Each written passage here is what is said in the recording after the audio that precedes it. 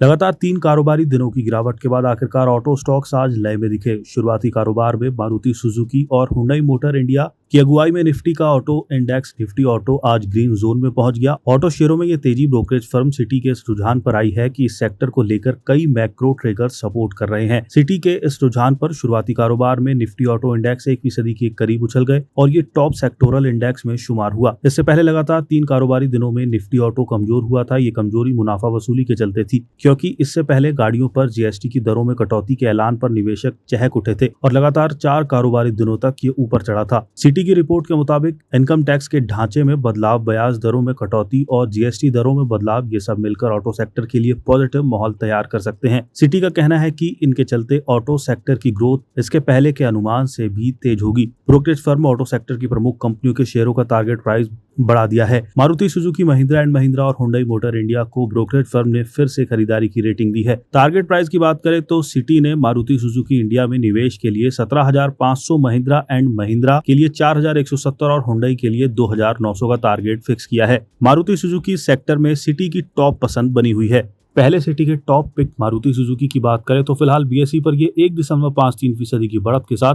15,328.00 पर है।